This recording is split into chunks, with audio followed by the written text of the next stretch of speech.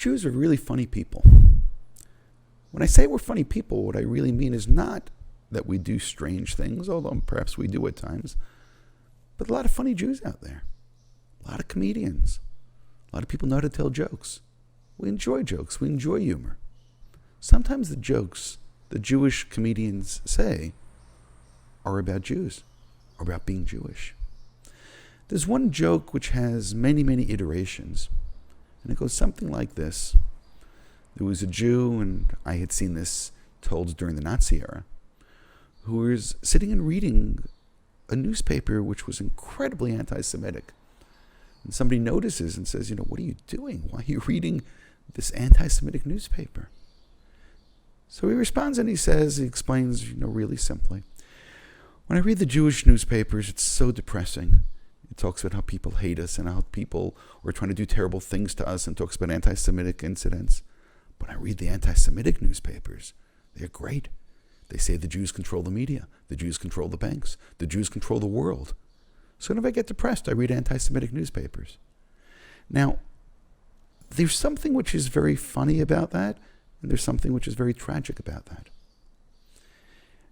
I want to point out the perspective from an anti-Semite from this week's Parsha. This week's Parsha is Parashat Balak. And we have this strange confederation between Balak and Bilam, Midian and Moab.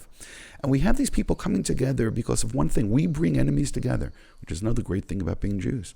We bring people who historically have been enemies, we bring them together because now they have a common enemy, which unfortunately is us. This is not really the best way to bring world peace by having everyone pick on us. But at least we brought enemies together. I guess that's also a joke.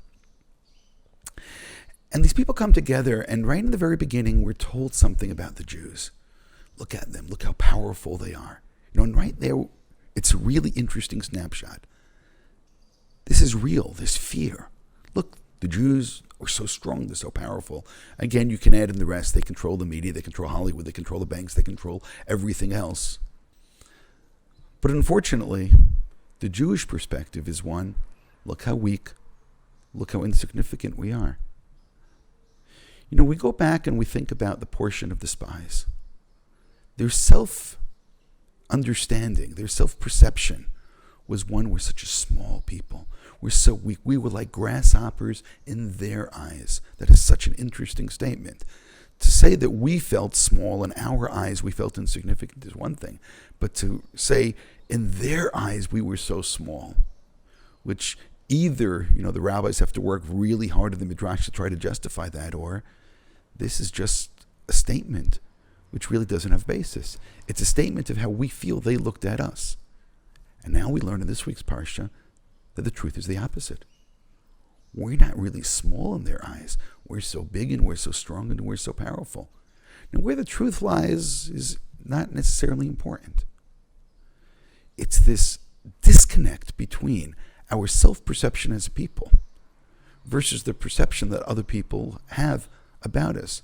And again, make no mistake about it, many of those people who have this perception about us don't necessarily love us. But that's what's so interesting about this week's Parsha. In the background, there's a plan and there's a plot in order to do terrible things to us, to wipe us out. Like really, literally, a final solution to wipe us out. And God is there in the background protecting us, and we have no idea about what's taking place. It's as if the protagonists, people sitting in the Jewish camp, that beautiful Jewish camp, Matovu Alecha Yaakov, the beautiful camp, have no idea what is taking place in the background. And maybe, if we really are powerful, it's not because of the banks, and not because of Hollywood, and not because of the press.